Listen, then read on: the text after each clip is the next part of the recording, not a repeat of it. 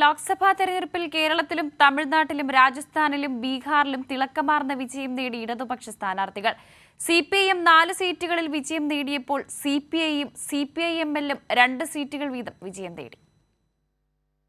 നാട്ടിലെ മധുരയിലും ദിണ്ടിഗലിലും സിപിഐഎം സ്ഥാനാർത്ഥികൾ തിളക്കമാർന്ന വിജയമാണ് നേടിയത്. ദിണ്ടിഗൽ സിപിഐഎം സ്ഥാനാർത്ഥിയും ജില്ലാ സെക്രട്ടറിയുമായ ആർ സച്ചിദാനന്ദം 4 ലക്ഷത്തിൽ പരം വോട്ടുകളുടെ ഭൂരിപക്ഷത്തിനും മധുരയിലെ സിപിഐഎം സ്ഥാനാർത്ഥിയായ സു വെങ്കടേശൻ 2 ലക്ഷത്തിൽ പരം വോട്ടുകളുടെ ഭൂരിപക്ഷത്തിനുമാണ് വിജയിച്ചത്. തിരുപ്പൂരിൽ നിന്നും ജനവിധി തേടിയ സിപിഐ സ്ഥാനാർത്ഥിയായ കെ സുബ്ബരായൻ 1 ലക്ഷത്തിൽ പരം വോട്ടുകൾക്കും നാഗപട്ടണത്തു നിന്നും മത്സരിച്ച വി സെൽവരാജ് 2 ലക്ഷത്തിൽ പരം വോട്ടുകൾക്കും വിജയിച്ചു. രാജസ്ഥാനിൽ ചരിത്രം കുറിച്ചുകൊണ്ടാണ് സിപിഐഎമ്മിന്റെ വിജയം. ബിജെപി സിറ്റിംഗ് എംപിയായ സുമേധനന്ദ് സരസ്വതിയെ വൻ ഭൂരിപക്ഷത്തിലാണ് സിപിഐഎം സ്ഥാനാർത്ഥിയായ അമ്രാറാം പരാജയപ്പെടുത്തിയത്. സിപിഐഎം രാജസ്ഥാൻ സംസ്ഥാന സെക്രട്ടറിയും അഖിലേന്ത്യാ കിസാൻ സഭ വൈസ് പ്രസിഡന്റുമാണ് അമ്രാറാം.